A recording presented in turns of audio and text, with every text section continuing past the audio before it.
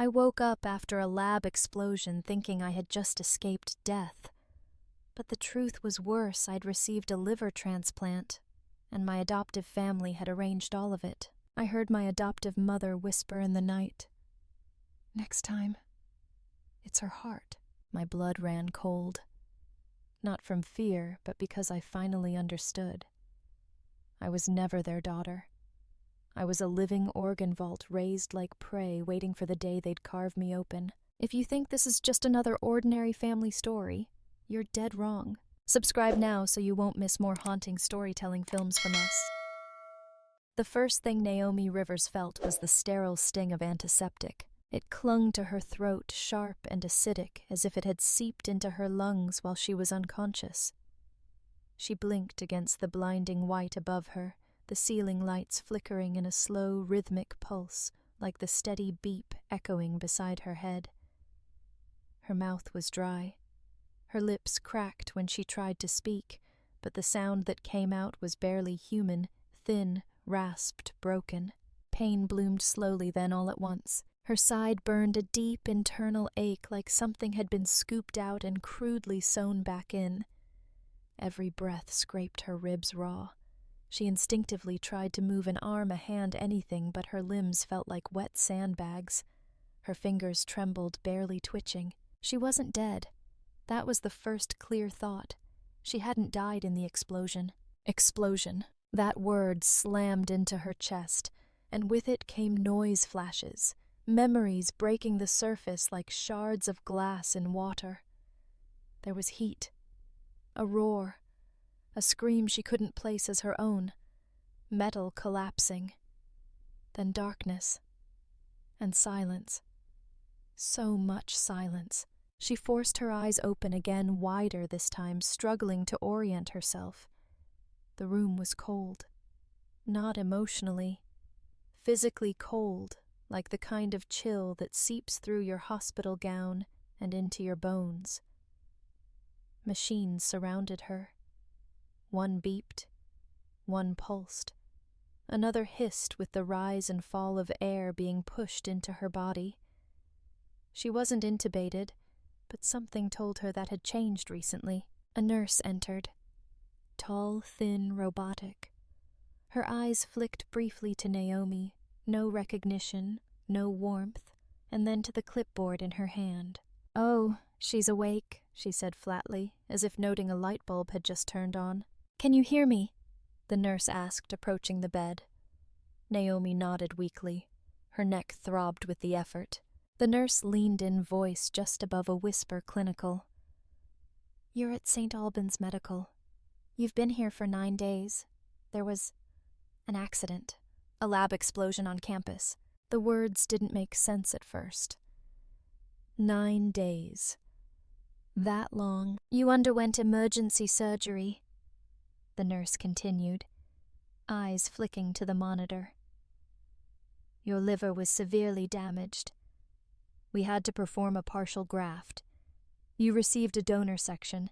You're stable, but we need to keep you under observation for infection risk. Liver, donor, explosion. None of it felt real." Naomi closed her eyes briefly. Beneath her lids, light fractured and flickered, dragging her backward. A scream again. Not hers. Someone else's. Tires skidding. A child crying. A woman's voice calling out Naomi. Then nothing. The memory vanished like mist the moment she reached for it. There was a knock at the door. A second later, the nurse stepped back. Her face shifted not into concern or alertness, but distance. A professional mask sliding into place. Naomi turned her head with effort as the door creaked open. 2 figures entered. Their silhouettes were composed crisp. A man and a woman. Expensive coats. Shoes that didn't squeak on the linoleum. A scent trailed in with them, cologne and perfume, perfectly layered, expensive. Cold. The woman walked in first. Tall, blonde, hair pinned tight at the nape of her neck. A pale cream scarf looped once around her throat, neat surgical. Her face flawless, wore no makeup, yet was polished like glass. She stopped at the foot of the bed, folding her arms. "Well, "She's awake," she said. The man followed. Broad-shouldered, clean-shaven, a tailored navy jacket over a gray shirt. His eyes didn't meet Naomi's. Instead, they hovered above her head, scanning the vitals display. His face was unreadable. No smile, no warmth. No one rushed forward. No one gasped or cried or whispered her name with relief. The woman checked her watch. "Has the attending come by?" she asked the nurse, who nodded. "Vitals are stable. She's conscious but still in pain." Naomi wanted to speak, wanted to ask, "Who are you?" But the questions stuck in her throat. She knew them. Somehow. Their faces tugged at something faint, some thread of recognition, but it unraveled before she could pull. The man stepped closer, glancing at the IV in her arm. "You're going to be fine," he said, voice clipped. "There's a lot to discuss, but it can wait. You need rest." His words didn't match his tone. There was no comfort in them, no concern. The woman pulled a chair up beside the bed, but didn't sit. "We'll be speaking with the doctor shortly," she said, more to the nurse than Naomi. Then, as if remembering protocol, she offered a faint, practiced smile. "We're just glad you're stable, Naomi." Her name sounded strange in the woman's mouth, too deliberate, as though she'd rehearsed it. Naomi blinked at them. They weren't strangers, but they weren't family either, and they certainly weren't parents. Not the kind you see in hospital scenes, rushing to the bedside, clutching your hand, eyes red from nights of worry. These people were visitors, not kin, not comfort. Visitors with expensive shoes and carefully modulated concern. The nurse scribbled something on her clipboard and exited the room, leaving Naomi alone with the couple. The silence stretched. The man pulled out his phone, typing something quickly. The woman finally sat perching at the edge of the chair like someone waiting for a meeting to end. "Do you remember the accident?" she asked. Naomi hesitated. Her voice was still rough. "No," she croaked. The woman nodded as if expecting that. "That's not unusual. The doctors said there may be temporary amnesia. Your body experienced trauma." Naomi looked between them, trying to anchor her thoughts. "Who are you?" It was barely a whisper, but it sliced the room in half. The woman's eyes flickered, first surprise, then something darker. She recovered quickly. "I'm Celeste. This is Richard," she said, gesturing. "We're your guardians. You've lived with us since you were 8 years old." "Guardians, not mom, not dad," the word echoed. Richard checked his watch. "We should let her rest." Celeste stood immediately. "We'll check in with the nurse later." And just like that, they turned and walked out.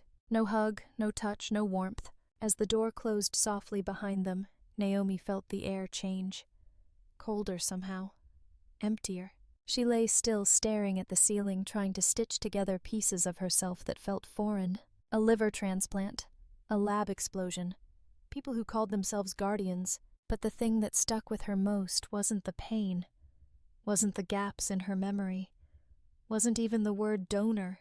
It was the way they'd looked at her. Like an obligation. Or worse, like a package they hadn't meant to pick up yet. And as the machines continued to beep beside her, Naomi Rivers felt it in her gut. Something about this wasn't just off. Something about this was planned. The days blurred together like melting snow on glass.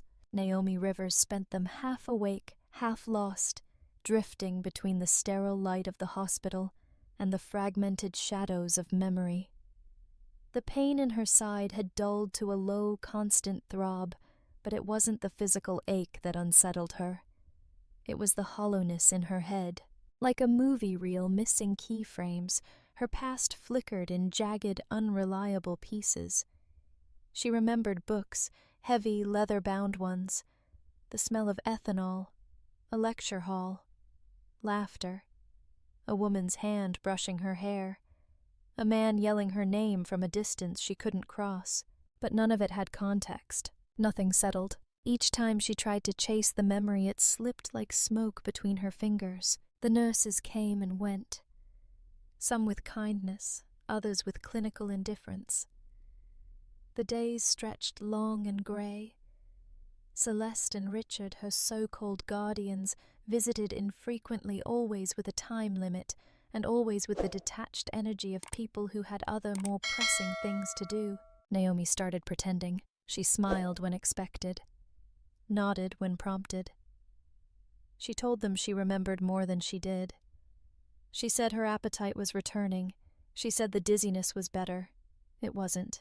But her instinct whispered that truth in this place was currency she couldn't afford to spend. On the 7th night, the hospital room grew too quiet. It was late.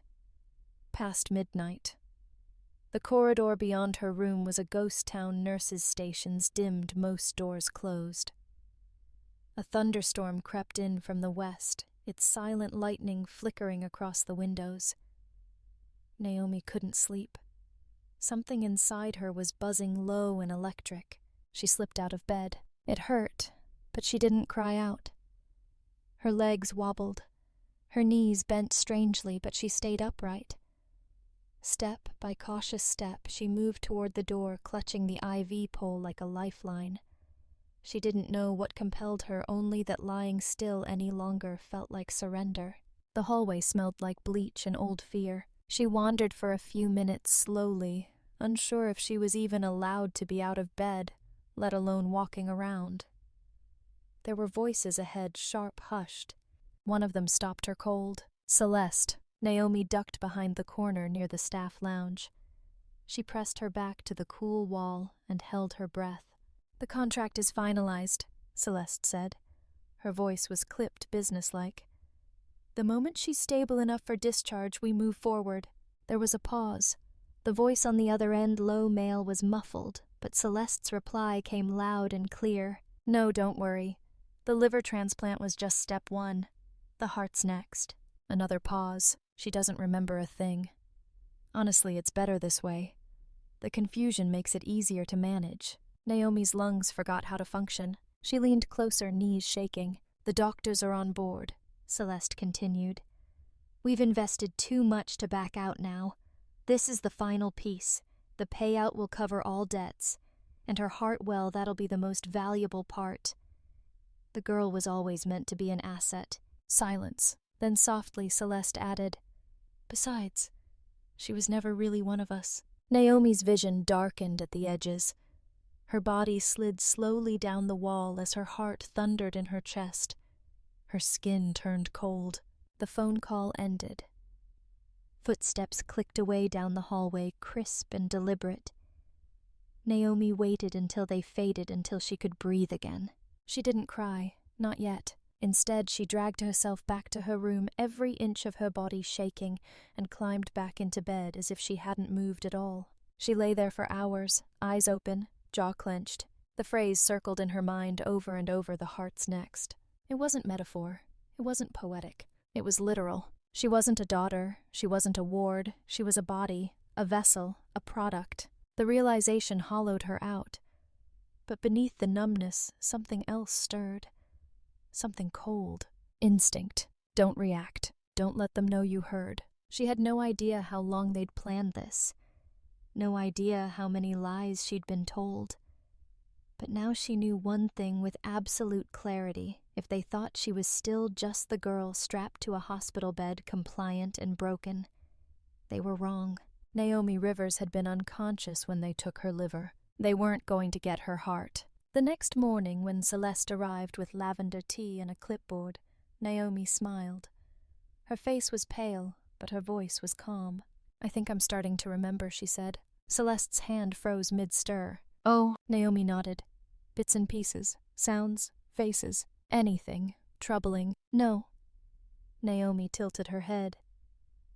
"I dreamed of a dog, a golden retriever. Do we ever have one?" Celeste blinked, then forced a smile. "No, I don't think so." Naomi laughed softly, letting it fill the sterile room. "Strange how memory works." Celeste relaxed, just enough. Naomi kept the mask in place for the rest of the visit. She nodded at everything. She asked about books. She let Celeste touch her wrist, tuck the blanket in. Inside she was calculating. If they thought she was weak, they wouldn't see her coming. And that's exactly what she needed. Time, silence, and a way out. Naomi waited 2 more days before she asked her first real question. It came over breakfast, casual on the surface, but honed beneath like a scalpel.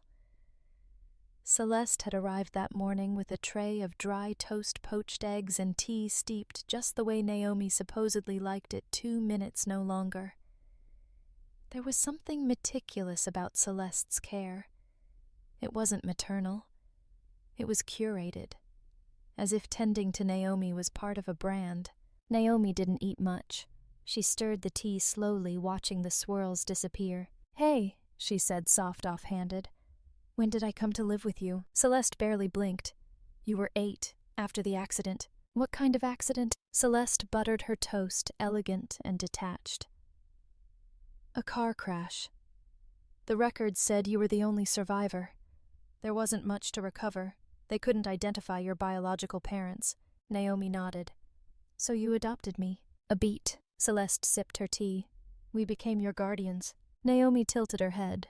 "Not legally adopted." Celeste's lips pulled into a smile that didn't quite reach her eyes. "There were complications, but we've always treated you as our own." Naomi let the silence hang. Let it stretch and settle. "You and Richard. Were you looking to adopt back then?" Celeste didn't flinch. That was what unsettled Naomi most. The woman didn't lie like normal people did. She didn't stammer, didn't sweat. She redirected like a seasoned politician. "We believed in giving second chances," Celeste said, dabbing her mouth with a linen napkin. "You were quiet, withdrawn, but bright. You fit right in." Naomi swallowed hard. "Did I?" Celeste stood. "I'll speak to the nurse about your discharge timeline. You're healing faster than expected." And just like that, she left, as if the conversation hadn't happened at all. That evening, Naomi asked a nurse for her belongings, the ones she had when she was admitted. The woman, kind-eyed and hesitant, wheeled in a small bin wrapped in plastic.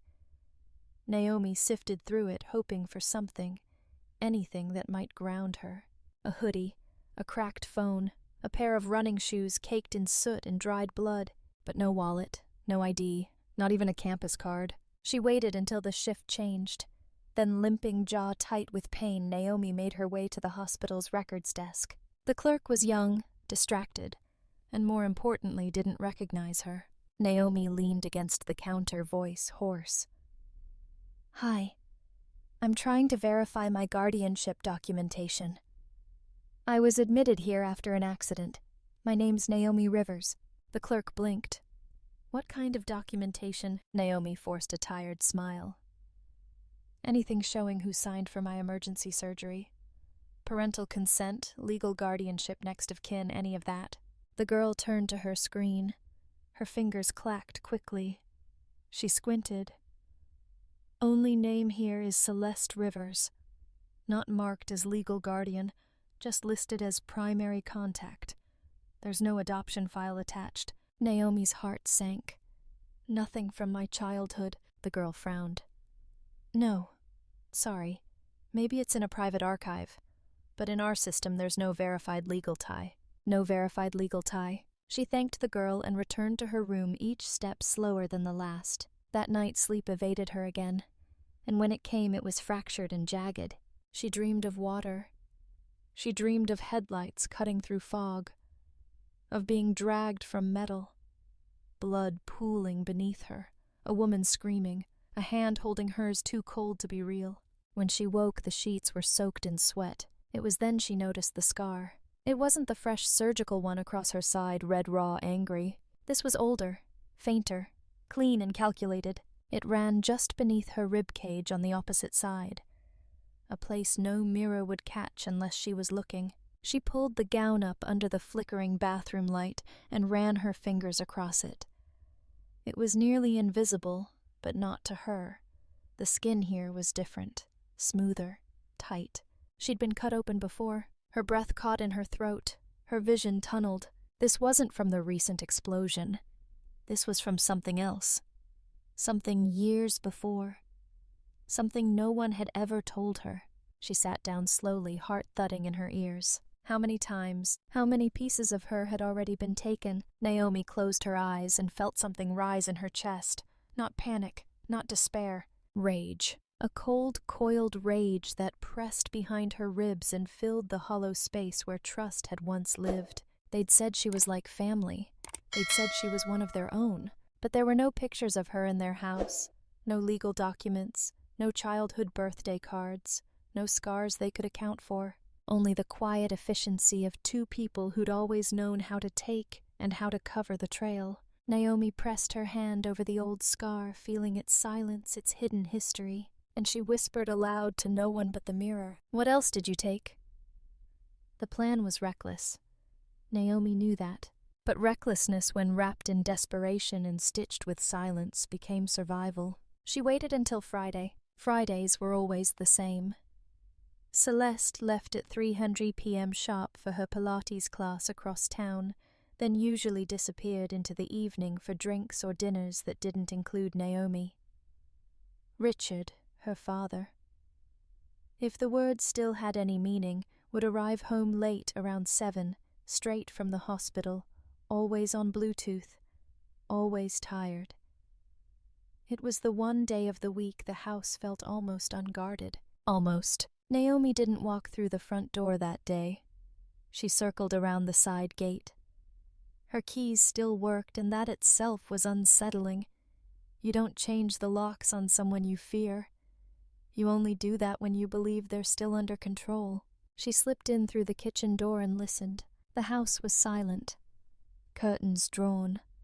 The faint scent of bergamot and antiseptic lingered in the air, a cloying perfume of sterility and wealth. Richard's home office was upstairs 2 doors down from the master bedroom. She knew it well. Knew the antique desk with its lacquered finish.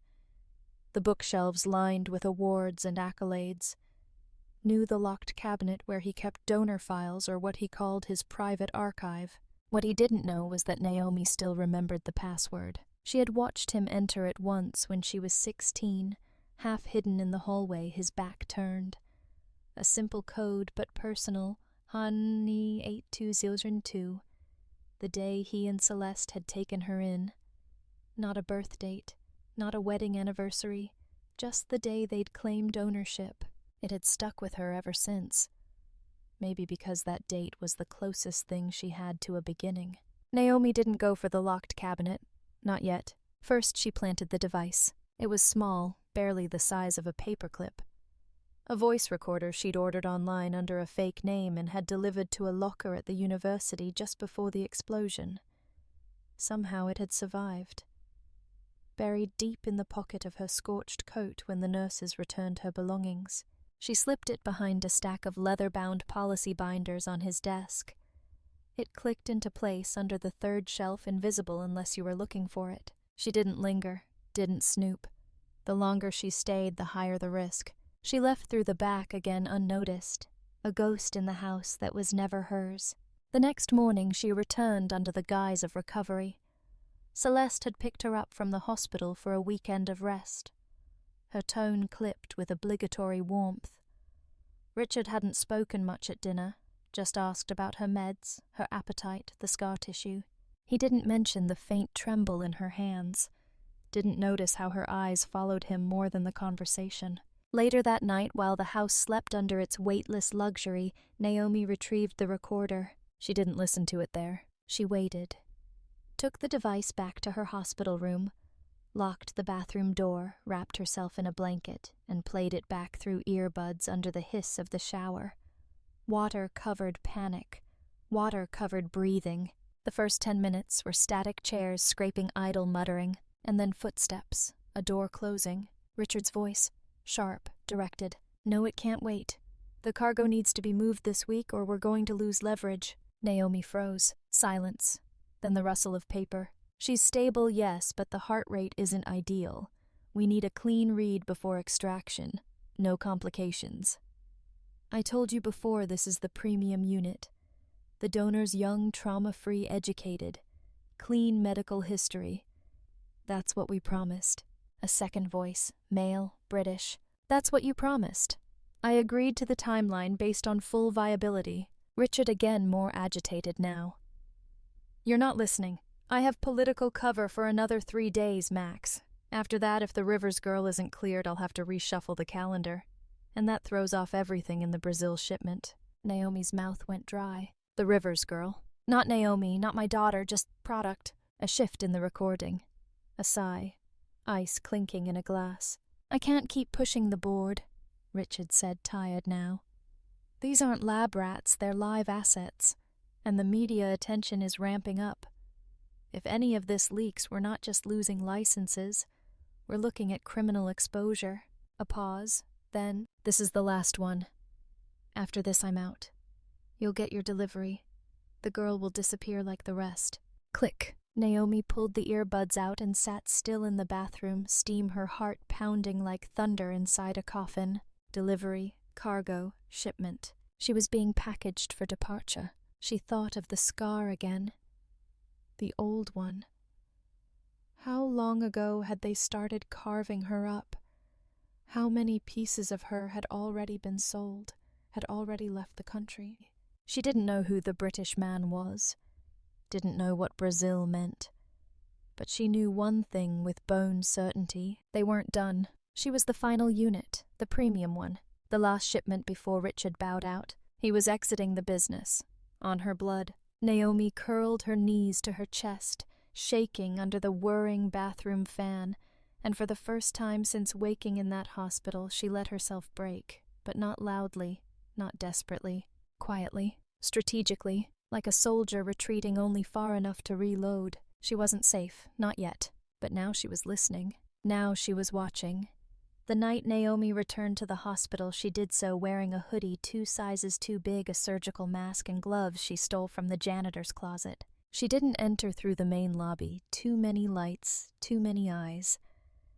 Instead, she slipped through the service entrance behind the dumpsters where the stench kept visitors away, and the security camera had been tilted for weeks, pointed at nothing but pavement. She'd tested it 3 nights earlier during a walk with one of the nurses. Her limbs still ached. Her stitches still pulled, but adrenaline dulled everything now. The hallway inside smelled like bleach and silence. It was almost midnight. She knew Richard's schedule by heart. He didn't operate at night anymore, not at his age. But he stayed late, consulted, oversaw special cases. That's what the voicemail on his desk had called them. Special. Naomi moved like a shadow, keeping her head down the badge she'd swiped from an intern dangling from her pocket. She passed 2 nurses on the pediatric wing, young, overworked, too distracted to notice her. The elevator hummed softly as it ascended to the upper floors, and Naomi ducked into a side corridor just as the doors parted. She didn't breathe until she reached the research annex. The wing was technically off-limits after hours, but Richard had left a bad habit behind. He never locked internal doors. It was too much effort, he'd once joked. What's the point of security when everyone's bought in? She pushed the glass door open and stepped into the darkness. The faint hum of refrigeration units echoed off the tile floors. Shelves lined with specimen jars cast long shadows under the emergency lights. Beyond that, in the corner, was the consent room where patients signed paperwork for surgeries, donations, participation in trials. Everything voluntary. Everything legal. On paper. And that's where Naomi saw her. The girl couldn't have been older than 10. She sat in a chair too big for her legs dangling. A man in a white coat knelt in front of her, voice soft, syrupy. His badge read Dr. Simon Kerr. He held a clipboard. The girl's eyes were wide, confused. Her fingers clutched a stuffed bunny, its ears threadbare with love. "You're being so brave," Dr. Kerr said, pen poised in his hand. "This form just says you want to help. That's all. You're helping someone who really needs you." The girl said nothing. Naomi pressed herself against the wall, heart thudding. She was too far to hear everything, but the tone, the pitch of condescension was unmistakable. Dr. Kerr pointed to a line on the page. "It's okay. We already talked to your aunt. She said you're smart enough to make this decision." The girl looked up. "Will it hurt?" Dr. Kerr smiled. "Not a bit. You'll go to sleep and wake up better than ever. You won't even remember." Naomi's stomach turned. She scanned the room. No cameras. Of course not. just soft lamplight and the hum of machinery, a signature away from silence. She backed out slowly, retracing her steps to the outer records room 2 doors down, the one Richard used for supplemental files. She found the lock, keycard swipe. Naomi pulled the intern's badge and prayed. The green light blinked. Click. She was in. Inside, the air was cooler, cleaner. Fluorescent lights hummed overhead. Cabinets lined every wall, labeled not by patient name, but by numbers and codes.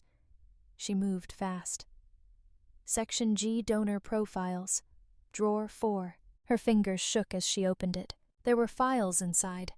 Dozens, each in a manila envelope with a number and a barcode. She flipped quickly, looking for anything that hinted at truth.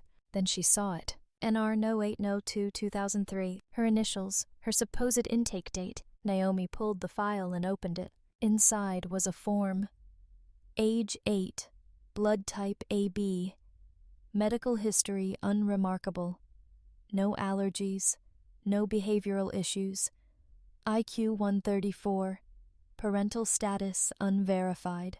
Donor viability status excellent. Underneath that, stapled to the corner, was a consent form. Her name scrawled across the bottom in crude child handwriting. She didn't remember signing it. She didn't remember being told anything about it. She flipped the page. Liver partial donation scheduled age 1921. Kidney eligible upon stable surgical recovery. And then, heart pending psychological clearance and final legal handover. A sob caught in her throat, but she swallowed it whole. This wasn't a mistake. This wasn't corruption. This was a blueprint. They'd mapped her like a resource.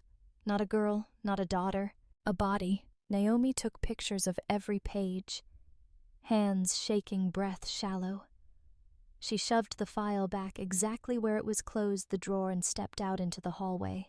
The consent room was empty now. The little girl was gone. Only the clipboard remained resting face down on the chair. Naomi approached it slowly. 1 page signed, sloppy cursive, childish and bright blue ink. Consent to donate a kidney to an unknown but approved recipient. Naomi stared at the signature. It didn't say the girl's name. It said on behalf of minor legal guardian present, and at the bottom the guardian's name, Celeste Rivers. She felt her knees buckle. That wasn't her aunt. That wasn't her anything.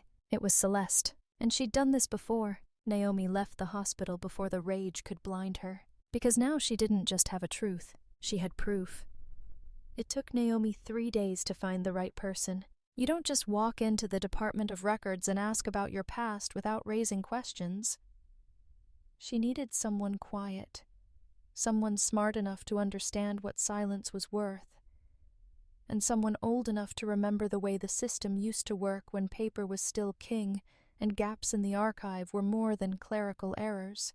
Her best lead came from the night nurse at St. Albans, a woman named Hetty, who used to work city records before the budget cuts. Hetty didn't ask why Naomi needed help. She just gave her a name. See Ronaldo Ortiz at the Civic Archive Annex. 3rd floor back corner. He's been around longer than the walls. Bring coffee and respect. Naomi brought both. It was a rainy Wednesday afternoon when she stepped into the annex. The building old and quiet, its fluorescent lights buzzing like flies against glass. Dust hung in the air, thick and still. The receptionist didn't even glance up as Naomi walked past the front desk. She found Ronaldo tucked behind a mountain of Box's gray hair, tied back thick glasses balanced on the edge of his nose. She held out the coffee first. "Black, no sugar," she said. He looked up, studied her face, and took it. "Who sent you?" Hetty Warren. His shoulders dropped half an inch. She still hate her ex-husband, like it's a sport. That earned a grunt of amusement. He gestured toward a cracked vinyl chair across from his desk.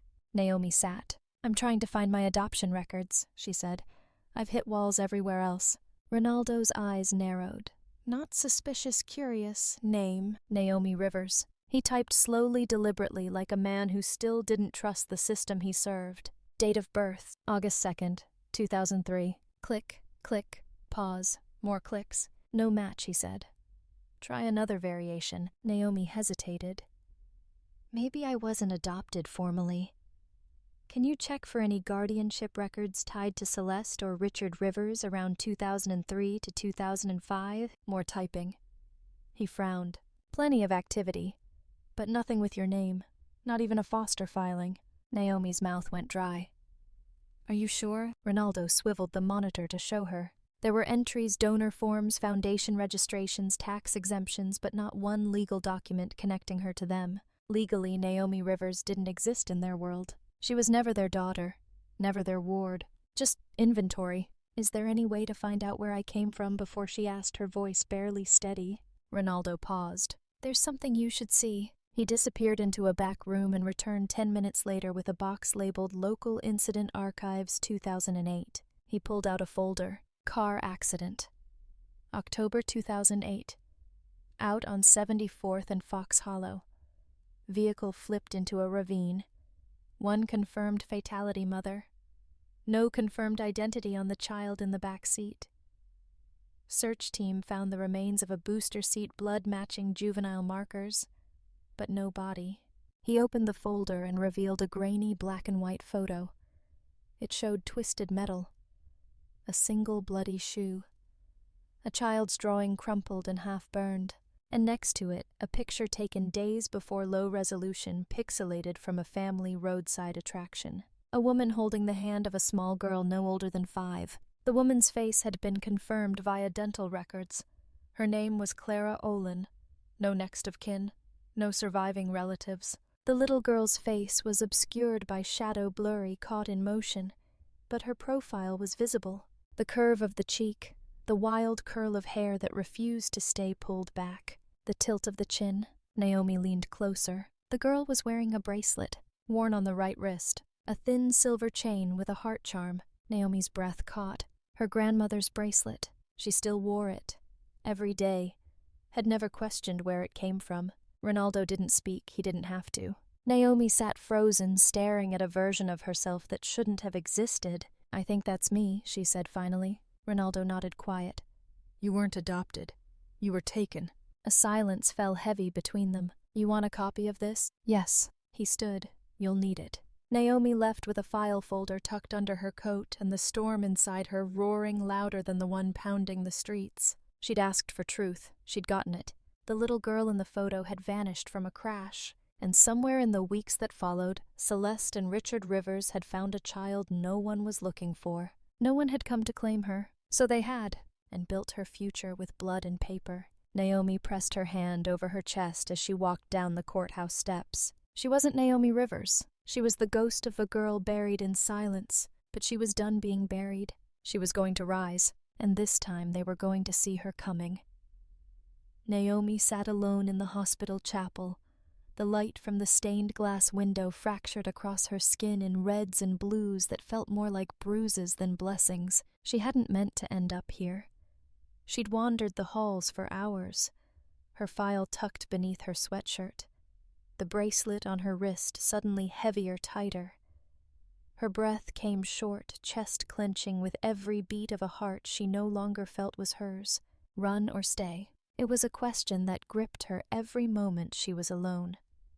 Run while she still could, while Richard and Celeste thought she was playing the role of dutiful daughter, or stay, dig deeper, and risk being silenced permanently. There was no middle path now. She thought of the little girl with the clipboard, the consent form, the stuffed rabbit in her lap, and she thought of the file in her hands, her name written in someone else's pen. Her body mapped out like a dissection plan. She was shaking when the voice broke the silence behind her. Still can't stand that window, the woman said. Makes Jesus look like he's judging you for breathing. Naomi turned sharply. It was a nurse. Older, late 60s maybe. Her badge read Esther M. Lewis. She moved slowly, joints stiff from time or grief or both, and sat on the edge of the pew beside Naomi with a grunt. Her face was lined but kind. Her hair pulled back into a tight gray bun, and her shoes squeaked every time she shifted her weight.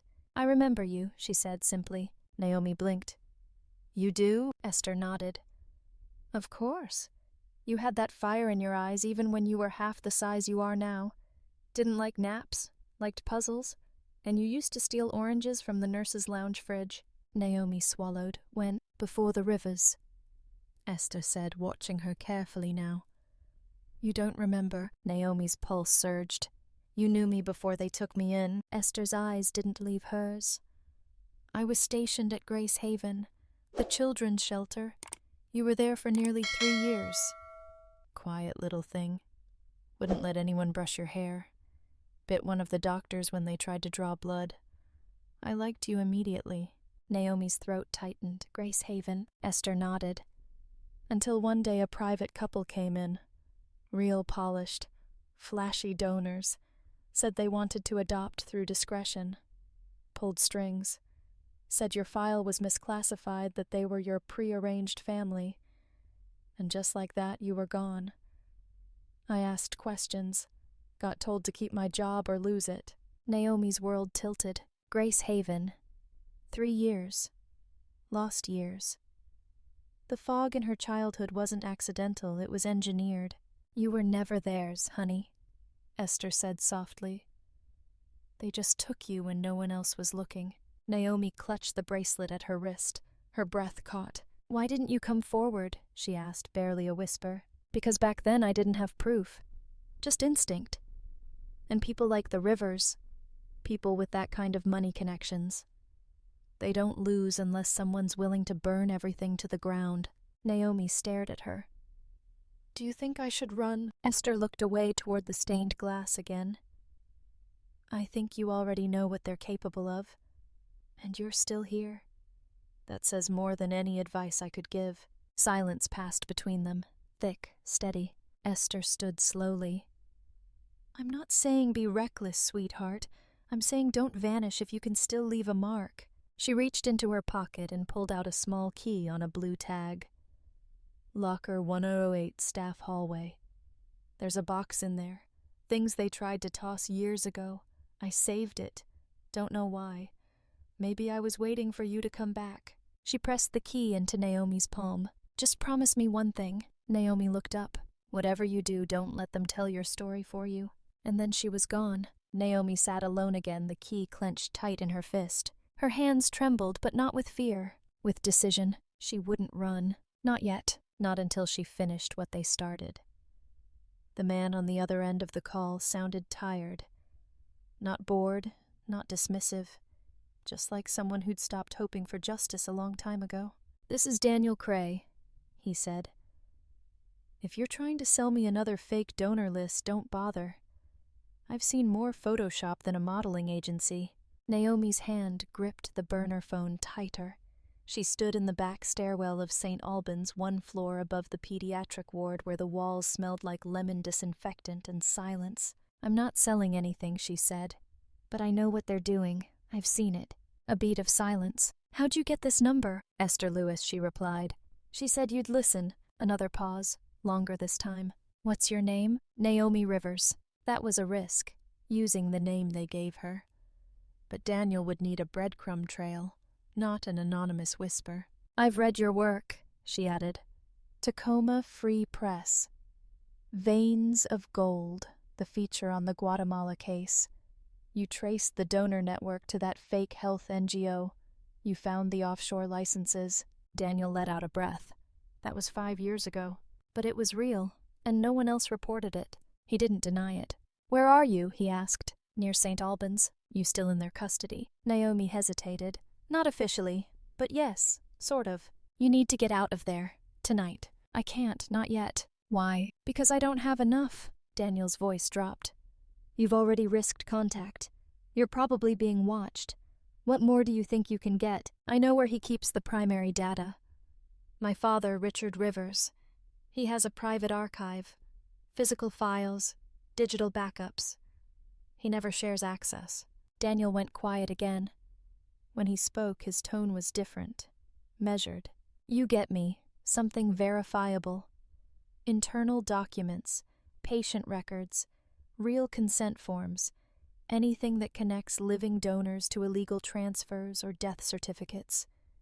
I'll publish. I'll burn the story down. But without that, I'm just another guy screaming into a storm. Naomi nodded even though he couldn't see her. Then I'll get it. Be smart, he warned. And if anything happens, text me the code phrase O negative. That's all I need to go wide with your name.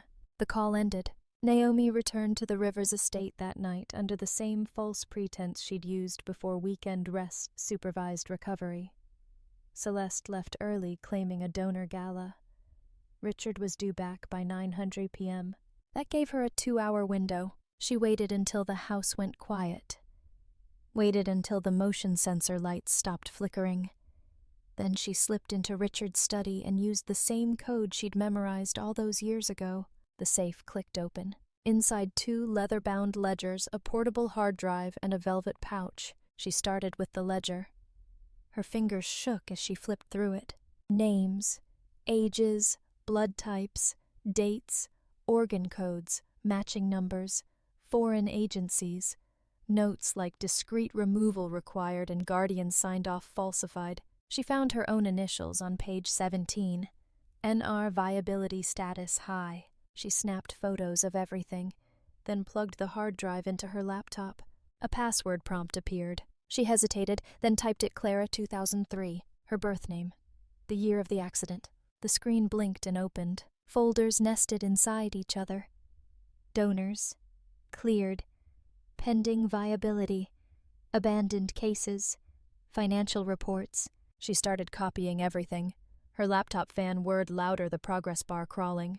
A creak. Her blood turned to ice. Footsteps in the hall. She froze, then yanked the drive out mid-transfer, stuffed it back in the safe, slammed it shut, and doused the lights. The study door creaked open. Richard's voice soft, suspicious. Naomi. She crouched behind the curtain, heart pounding. I thought you were asleep. She didn't move. Richard stepped in further. She could see his silhouette against the hallway light. A pause, then his phone buzzed. He sighed. Always something he muttered and turned, walking away. Naomi waited until the sound of his steps disappeared upstairs. Only then did she exhale. She hadn't finished the transfer. But she had enough. The photos, the folder names, the ledger. She slipped back into her room and locked the door. Texted Daniel one-word proof, and attached everything. Then she waited. Minutes later, his reply, "We go to war." The door clicked shut with surgical precision. Naomi didn't need to turn around to know something was wrong. The silence behind her was too still, too heavy. A kind of silence that waited to pounce. She sat in the reading room of the Rivers estate, pretending to skim a book. But her spine had gone rigid the moment Celeste's heels entered the room. "You've been busy," Celeste said calmly. Naomi turned slowly. "Excuse me," Celeste stepped forward. Not angry, not loud, something worse, composed. "I got a call from Richard's office," she continued. "Someone used his terminal to access protected files last night. His private archive. You wouldn't happen to know anything about that, would you?" Naomi met her gaze. Maybe someone's finally asking the right questions. Celeste exhaled through her nose almost sympathetically. "Naomi, sweetheart, you've been under so much stress. The accident, the surgery, the recovery. We've tried to give you space, but clearly you've tried to control everything," Naomi cut in, voice hardening. "Even now." Celeste's smile didn't crack. "We're worried. You've been paranoid, delusional. I found your notes." She held up a folder, the one Naomi thought she'd hidden beneath the floorboard. The printouts, the photos, the scribbled timeline. Gone. Naomi's chest tightened. "You went through my things. We went through our things." Richard's voice interrupted as he entered behind her. He looked tired, but not defeated. A predator conserving energy. "You're a danger to yourself," he said. "And potentially to others." "That's rich," Naomi snapped. "Coming from a man who traffics children under the guise of medicine." Richard's jaw ticked. "You don't know what you're saying." "No," she whispered. "You just don't like that I finally do." A moment passed. Then Celeste stepped forward, voice now coated in rehearsed pity. "We've spoken to a specialist," she said. "We've arranged for you to stay somewhere safe. Just until you stabilize. For evaluation." Naomi's blood ran cold. "You're committing me." "You need help," Celeste said softly. 2 orderlies entered from the hall. No uniforms, private security in plain clothes. One carried a small black case. Naomi took a step back. "Don't," she warned. But they moved fast. She tried to run, but pain shot up her side. The stitches still hadn't healed fully. Her knees buckled. She hit the floor hard, the room spinning, her shouts muffled by fabric and arms. One needle to the neck, then blackness. She woke to white walls and the humming of halogen lights. The room was bare. No windows, padded furniture, a camera blinking quietly in the corner. A psychiatric ward, no name tag on the door, no schedule. Her wrists itched under the hospital bracelet that didn't say Naomi Rivers, just patient number 732A. They'd erased her. Again. She didn't scream, didn't cry. She waited. For 2 days, she played the part. Swallowed their pills, but kept them tucked under her tongue until the nurses walked away. Nodded through therapy sessions with blank eyes. Memorized the rotation of the staff, the hallway timings, the blind spots. And then, a familiar whisper at the door crack. "Get up, girl." Naomi sat bolt upright. "Esther." The nurse stood in the hallway wearing a borrowed coat over scrubs. In her hand, a key card. 30 seconds, she hissed. Then the rounds double. Naomi didn't ask how she got in. She didn't ask how she knew. She just moved. They slipped through the corridor like ghosts. Down the stairwell, into a laundry chute that dumped them behind the kitchen. By the time the staff noticed her bed was empty, Naomi was already 2 blocks away, limping toward an alley where a rusted blue hatchback waited. Esther drove without speaking for 10 minutes. Then she handed over a backpack. "Clothes, burner phone, the rest is on you now." Naomi looked at her. "Why are you doing this?" Esther's voice was steel. "Because I've seen too many girls like you vanish. They didn't hug, they didn't say goodbye." Esther pulled away the second Naomi stepped out of the car. Naomi stood on the edge of a cul-de-sac in East Tacoma. The rain had just stopped. Her hoodie clung to her skin. The air was sharp with pine and gas exhaust. Daniel's house was at the end of the street. A 1-story cottage, worn but alive. She knocked twice. When the door opened, Daniel stared at her like he was seeing a ghost. He stepped aside without a word. Inside, Naomi handed him the USB. The photos, the paper ledger. Her hands trembled. "I have names," she said. "I have signatures. I have their blueprint." Daniel nodded slowly. "Then it's over." Naomi looked him in the eyes. "No," she said. "It's just starting." The screen went black for a second, then flickered to life. Daniel stood in front of a blank backdrop, unshaven eyes heavy with exhaustion, but focused. Behind him, a graphic bloomed "Donor Deception, the Hidden Market Behind the Mask of Mercy." A special report by Daniel Cray Investigates. Beneath it, the subtitle cut like glass, "Inside the Rivers Network When Healing Becomes Harvest." Naomi sat on the floor of Daniel's living room, her knees pulled to her chest. The air smelled like burnt coffee and adrenaline. Her laptop plugged into a speaker crackled as Daniel's voice broke the silence. "I've spent the last 6 weeks following a trail I didn't want to believe. It began with a name I barely recognized from a hospital most people trust. But what we uncovered, what I'm about to show you, pulls the curtain back on one of the most intricate, well-funded organ trafficking networks embedded inside legitimate healthcare institutions in the United States." Naomi's fingers curled tighter around her bracelet. Daniel wasn't gentle. He wasn't dramatic. He was surgical. He showed excerpts from the ledgers Naomi had photographed. Rows of donors matched to recipients in multiple countries with annotations like "Guardian signature falsified and pre-approved viability liver cleared." Then came the audio clips. Richard's voice. "She doesn't remember a thing. Honestly, it's better this way. The confusion makes it easier to manage." Another clip, this time from the hospital hallway, muffled but unmistakable. "Celeste. The heart's next." Then the visual bombshell, a redacted file pulled from Naomi's own medical record, time-stamped when she was 8. The line-scheduled donation window age 21 to 25 circled in red. Daniel's voice continued unwavering. "This isn't a mistake. This isn't a few bad actors. This is a model, a system, a business, disguised as charity, protected by wealth, and made invisible by silence. The story went live across every independent platform Daniel had access to.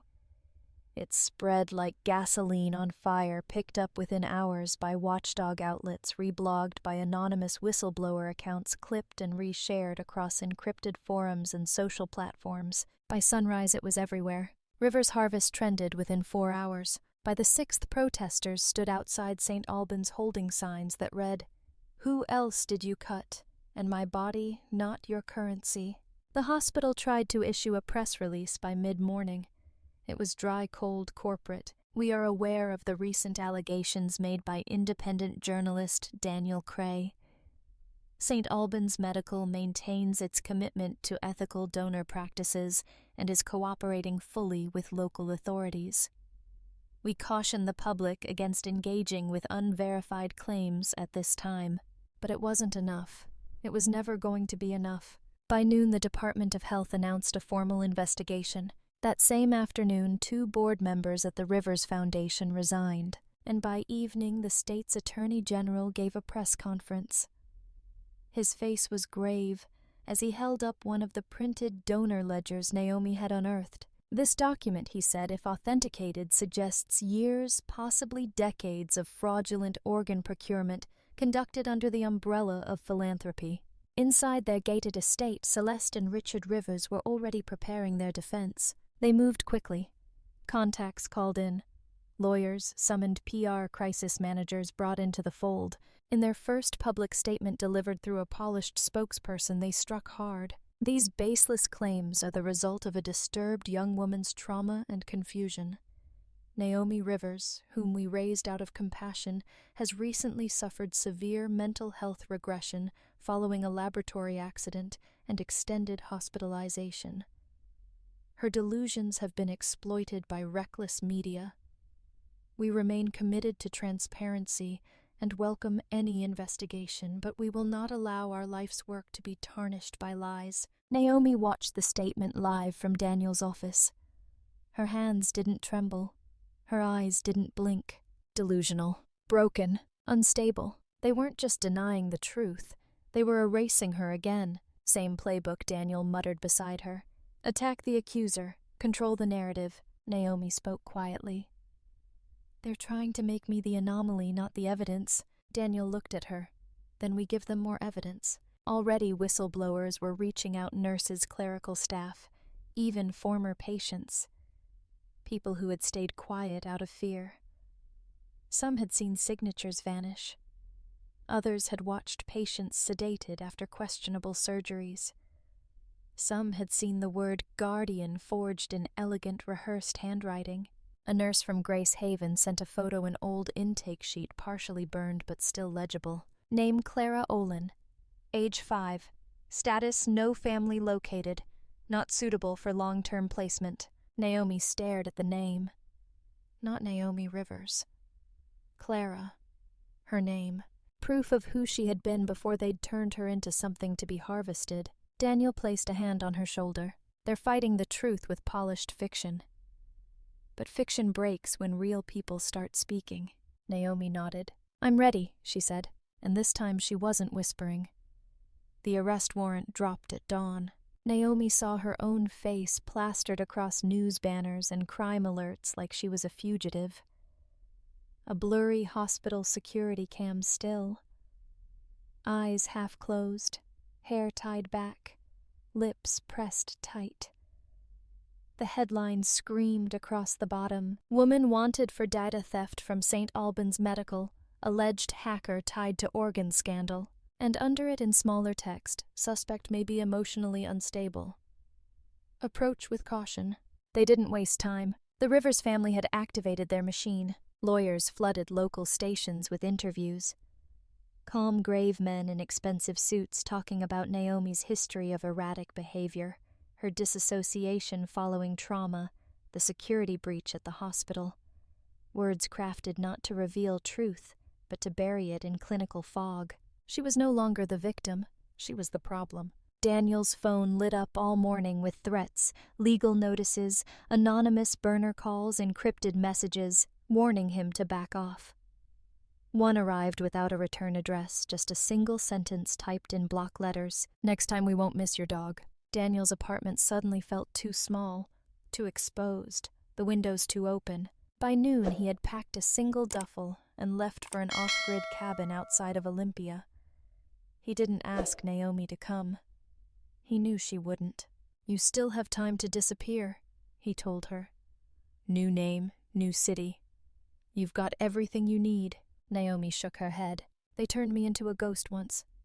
I won't let them do it again." He looked at her for a long moment. "Then you'd better make it loud." The live stream began at 8:00 p.m. Naomi sat at a borrowed desk in the back of a print shop closed for renovation. A tripod stood crooked beside a stack of paper boxes. The only light came from a small desk lamp and the computer screen in front of her. Her face was bare. No makeup, no filter, just her. The timer on the screen counted down 0010, 0009, 0008. She thought about Esther, about the little girl with the clipboard, about the ledger and the file and the scar across her ribs, about Clara Olin. When the counter hit 0, Naomi leaned forward and spoke. "My name is Naomi Rivers. That's the name they gave me. But my birth name was Clara Olin." She didn't look away. "I was 5 years old when my mother died in a car crash. I survived. No one came for me. I was placed into a state-run shelter where I stayed for 3 years. Then Richard and Celeste Rivers found me. They didn't adopt me. They didn't foster me. They took me. And they used me." The viewer count ticked upward. Dozens, then hundreds, thousands. They ran a program disguised as philanthropy, building hospitals, funding surgeries, creating volunteer donation campaigns. But behind it was a business, a machine, one that mapped out children's bodies before they understood what consent even meant. She held up a page, the scanned copy of her donor profile. "This is me, at 8, labeled as viable for liver donation, scheduled for multiple harvests." These weren't accidents. These were pre-planned extractions. She told them everything: the scar she didn't remember receiving, the hospital recordings, the files, the names, the girl in the consent room, the psychiatric hold, the attempt to silence her, and finally the campaign to criminalize her. "They've branded me a thief, a liar, mentally unstable. But the only thing I ever stole was the truth they tried to bury me with."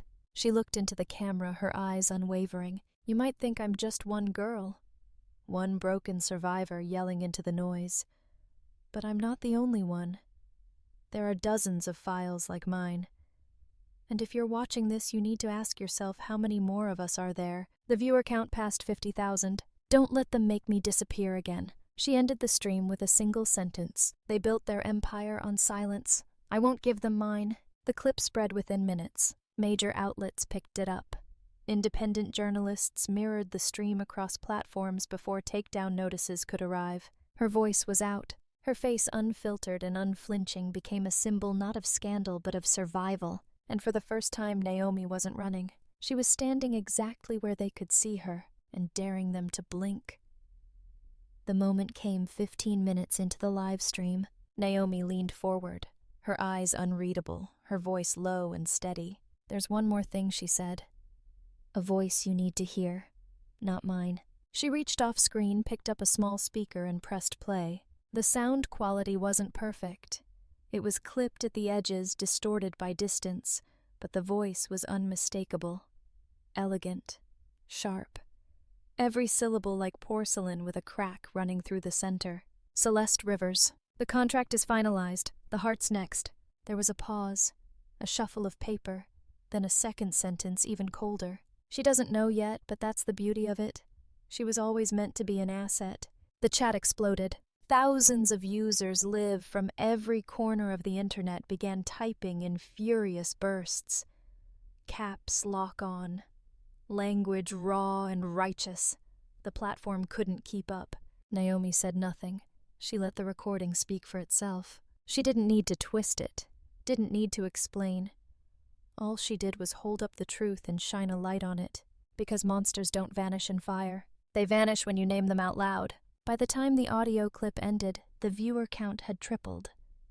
Over 150,000 people were watching: journalists, activists, survivors, medical professionals. And then, the messages began pouring in. First one, then 3, then dozens. Anonymous usernames, real names, burned accounts, verified handles. I think my brother was one of their patients. He died after a complication post-donation. No one ever told us why. I signed a release form under anesthesia. It was Richard Rivers who told me it was routine. My cousin vanished after a health camp at a Rivers-sponsored clinic. No body, just a closed report. I was 17. I didn't say yes. They said I had. Naomi stared at the screen as her story multiplied. She was no longer one voice. She was a spark in a forest of dry trees. Across social platforms, the clips were reposted, retranslated, subtitled. Communities in other cities began to rally. Photos surfaced of private clinics funded by the Rivers Foundation. Records that had been sealed reappeared, redacted documents unredacted by angry employees and anonymous whistleblowers. A junior tech at a lab in Denver leaked internal emails confirming organ shipment labels were falsified to avoid federal registry. And then, only 6 hours after Naomi's broadcast, the Office of the Inspector General issued a statement. It was short, but it changed everything. Based on recent evidence, our department is launching a nationwide investigation into organ procurement abuse and falsification of donor consent, with specific attention to institutions affiliated with the Rivers Medical Trust. The words weren't sensational. They didn't need to be. They were official. And for the first time in 2 decades, the Rivers name wasn't followed by philanthropist. It was followed by suspect. Naomi sat in the dim corner of the print shop, her phone buzzing so violently on the desk it almost walked itself off the edge. Her inbox was a wall of blue dots. Her name was in headlines she didn't write. She didn't smile, not yet, but she let herself breathe. And then an email arrived. The subject line simple: "I believe you. I'm ready to talk." It was from someone inside the Department of Medical Licensing. A new name, a new witness, a new fuse. Naomi read the message once, then twice, and whispered to no one in particular. "It's happening." Outside, the sky turned steel gray, a storm brewing. But this time she wasn't afraid of thunder. She was walking straight into it. It happened on a Wednesday. Not with a bang or a headline, but with the soft click of an elevator door opening onto the executive wing of St. Albans Medical. Naomi stood just inside the reception area, dressed in black eyes hidden behind sunglasses, heart still as stone. She didn't have to speak to be allowed in. The federal agents beside her had cleared the path. The receptionist, once the gatekeeper to Richard Rivers's private domain, sat frozen pale, watching the scene unfold, with the wide-eyed horror of someone who'd served power too long without questioning it. Down the hall through the glass walls, Richard was at his desk, typing. She watched him through the layers of glass, through the years of lies, and the silence he'd tried to drown her in. He didn't know she was there. Not yet. His head was bent, his suit immaculate, his hands calm. But the hands that had once signed her future away were about to be cuffed. The lead agent knocked once, then opened the door. "Richard Rivers," the agent said, voice firm. "You're under arrest for conspiracy to commit medical fraud, illegal organ trafficking, falsification of federal documents, and endangerment of minors." The moment paused. Richard looked up slowly. For the first time, Naomi saw confusion in his face. Not fear, not yet. Then his eyes shifted past the agent to her. They locked, and something in his expression cracked. "Naomi," he said, voice rasping with disbelief. "You don't understand what you've done." But she did. She understood perfectly. The agent moved forward and pulled his arms behind him. The cuffs clicked with finality. Naomi didn't blink. Outside, a second team was already escorting Celeste Rivers from their estate. Her wrists bound, heels clicking across marble that would never be polished for her again. Cameras lined the fence. Reporters shouted her name. She didn't answer. Her face was frozen, her lips pressed tight as if swallowing the last vestige of control. Later that day, the full arrest list would circulate. 37 names: doctors, executives, lab directors, compliance officers. every one of them tied to the Rivers Medical Trust, to its network of benevolent clinics, and to the decades-long cover-up Naomi had torn open. The public called it a reckoning. Naomi called it justice. As Richard was led past her, he paused inches from where she stood. His eyes were wet now, not with remorse, but with something far more pathetic: entitlement broken.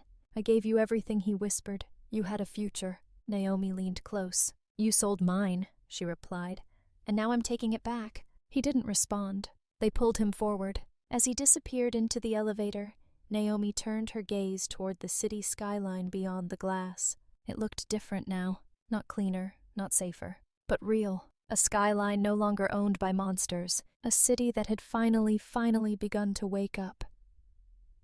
The gates of Grace Haven hadn't changed. They were still rusted at the hinges, still creaked when pulled open, still framed by the same brick columns Naomi remembered only as fragments in dreams. This time she didn't arrive in the back of a car holding a stranger's hand.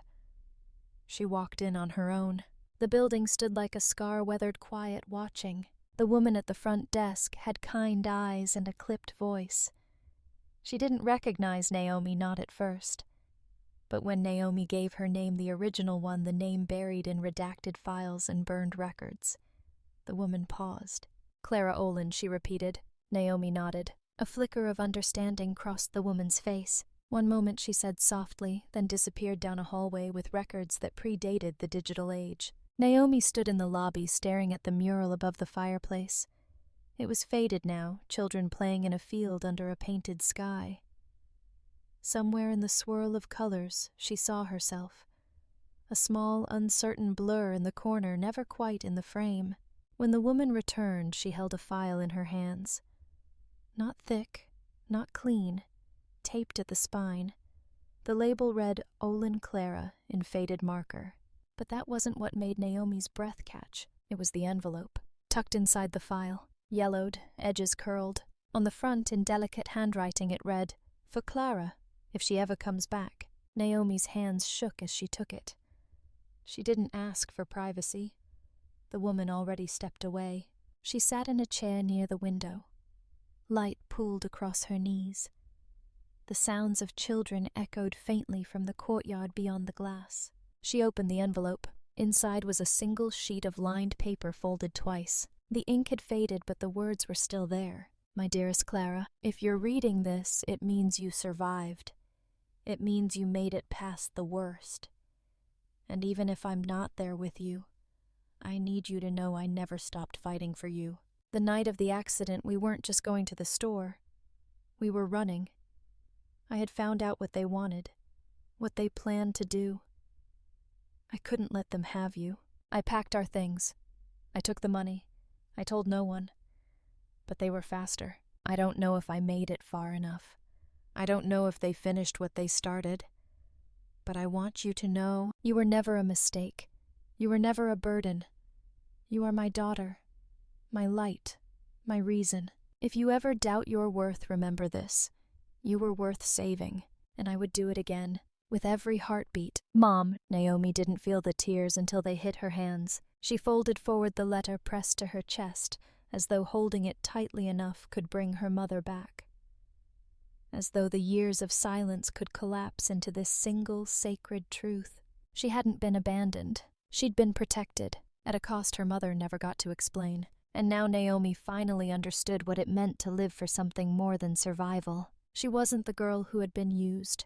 She was the woman who had been chosen. Naomi stayed at Grace Haven for hours, reading through the rest of the file doctor's notes. Placement records, an old drawing she didn't remember making of a woman with dark curls and a smile too large for the paper. She left with the letter in her coat pocket, and the truth wrapped around her like armor. Outside, the sky had cleared. The sun broke through low clouds, pale and soft, warming her skin like a promise. Naomi looked up and whispered, "Thank you," not to the sky, but to the woman who tried to carry her through the fire, and to the girl who crawled out of it anyway. The first sign read, "Welcome to Pulse Haven." It wasn't printed in bold corporate fonts or etched into steel. It was painted by hand letters, imperfect, slightly uneven brush strokes, visible against the soft blue wall of the entry hall. Naomi insisted on it that way. Imperfection was proof of presence, of care, of human touch. The building itself had once been a condemned pediatric clinic, abandoned, vandalized, forgotten, much like the people it now served. Naomi had bought it with the settlement money the state had offered in quiet apology. She didn't take all of it. She gave most of it away. But this part, this sanctuary, she kept for something permanent. Pulse Haven wasn't a charity, it was a shield. A small team operated out of 2 converted offices and a modest communal room with second-hand couches and a coffee machine that hissed more than it brewed. They didn't wear lab coats or badges. They wore denim cotton worry lines and purpose. The mission was simple: protect. Protect patients from manipulation. Protect children from invisible contracts. Protect the silence from swallowing anyone else whole. On the day of their public launch, Naomi didn't plan to speak. She didn't like microphones. She preferred doing her work off camera. Quiet, steady. But when she saw them lined up outside the center's doors, she stepped forward. There were more people than she expected. A girl with hearing aids and a pink scarf who had once been sedated before signing a voluntary donation. A boy whose parents were told his consent didn't matter because they had signed for him. A teenager who had watched his twin brother vanish into a surgery he never returned from. They were all here now, alive, breathing, whole. Naomi walked through them gently. One by one they reached out, hands brushing hers, fingers gripping her wrist, arms folding her in quiet, trembling hugs. They didn't say thank you. They didn't need to. The tears in their eyes said everything. Inside, Daniel stood by the coffee machine, looking older than she remembered, but lighter somehow. He handed her a chipped mug and nodded toward the front. "They want to hear from you," he said, "whether you like it or not." Naomi stepped forward, the press of the room soft around her. No lights, no stage. Just her and the people who had survived the same storm. She cleared her throat. "I don't know how to give speeches," she began. "I only know how to tell the truth." A hush fell. "When I was 5, I lost my mother in a car accident. When I was 8, I lost my name. When I was 21, I found out they'd stolen more than my childhood. They'd stolen my body piece by piece, planned out and packaged." A murmur. A hand reached for a tissue. A woman clasped her husband's fingers tighter. "I don't tell you this for sympathy," Naomi said. "I tell you this because I survived it. And I'm standing here because no one else should have to." She turned slightly, looking at the mural they'd painted on the far wall. A heartbeat line stretched across a canvas skyline, merging with the silhouette of a child's hand reaching up lines that once spiked with fear, now curved into calm rhythm. "This place is called Pulse Haven," Naomi said, "because we believe in protecting the pulse that makes you human. Not just your organs, not your records, you." Someone clapped. Then another. Then the whole room rose into applause, not thunderous, not theatrical, but full of breath and ache and release. Afterward, Naomi stood outside watching the sky shift into spring dusk. A girl approached her, 16, maybe nervous, holding an envelope. I saw your live stream," she said. "You were the first person who made me feel like I wasn't crazy." Naomi took the envelope gently. "You're not. My mom said I imagined it, that the doctors wouldn't lie. But I remember what they said when they thought I was asleep." Naomi didn't flinch. "I believe you." The girl nodded, tears in her eyes. "This place, it makes me feel safe." Naomi placed a hand on her shoulder. "That's what we're here for." As the girl walked back inside, Naomi turned to the mural again. She touched the painted hand fingers spread in reaching and whispered beneath her breath, "You were always worth saving. Not just the child she'd been, but every voice that had been silenced, and every one that now had a place to rise." The stage wasn't extravagant. No velvet curtains, no blinding lights. just a podium, a screen behind it, and rows upon rows of folding chairs filled with people who had finally found their way to the truth. It was held in the heart of D.C., not in the grand rotundas of Capitol Hill, but in a restored community center just blocks away where laws had once been debated in whispers and where healing now stood defiantly in daylight. Above the stage, a banner stretched wide, its letters bold and unmistakable. The Clare Protection Act, National Launch Ceremony. Naomi stood off stage, heart-steady, breath controlled. Her fingers grazed the thin silver bracelet on her wrist, the one found inside a small envelope tucked into her mother's hospital file. Her name, Claire, engraved on its underside. A piece of truth that had survived the fire. A name they hadn't been able to steal. She had worn it every day since Grace Haven. A staffer approached and handed her the small note card with her speech. Naomi didn't look at it. She hadn't written it to be read. She had written it to be lived. A moment later, her name was called. Applause filled the air, not manufactured, not polite. It was raw human, filled with reverberating stories of suffering and survival. She stepped out into the open. The crowd rose to their feet. Cameras flashed, not as weapons but as witnesses. Naomi stood before them, her frame slender, her posture unbreakable. Her voice, when it came, wasn't theatrical. It was clean and unsparing. "My name is Naomi Rivers," she began. "But before that I was Claire Olin. I was 5 years old when I became a number. A file. A product." The crowd quieted. I didn't choose it. I didn't understand it. And for a long time I didn't even remember it. But what they took from me wasn't just my memory. It was my right to be more than a vessel, more than a body with a price tag. She took a breath, and yet here I am. Not just alive, but living. She glanced at the legislators in the front row, the activists beside them, survivors throughout the room. "The Clare Protection Act is not just a law," she said. "It is a promise, a line drawn between compassion and control, between consent and coercion. It requires all medical institutions to document and verify informed consent for organ donation. It mandates third-party oversight for all live donations involving minors or vulnerable patients. And it criminalizes the falsification of medical directives." There was no applause yet, just silence, heavy, listening. "This bill came from pain," she continued, "but it lives for justice." Naomi looked down, fingers brushing the bracelet again. "My mother tried to save me. The world tried to forget me. But the truth has a pulse." Then finally she raised her eyes to the crowd. "I was not born to be a sacrifice," she said, voice rising. "I was born to save myself and those who still don't know they need saving." The room stood again, this time not in applause but in reverence. Naomi stepped back as the screen behind her lit up with faces. Photos of survivors, of those lost, of doctors who had chosen to speak out, of nurses who had risked everything to smuggle records out through back doors. One by one they appeared. Then came the final image, a hospital ID badge, worn, laminated, cracked down the center. Claire Olin, Grace Haven Orphanage, age 5. Naomi stood beneath it, head lifted, tears shining but unfallen.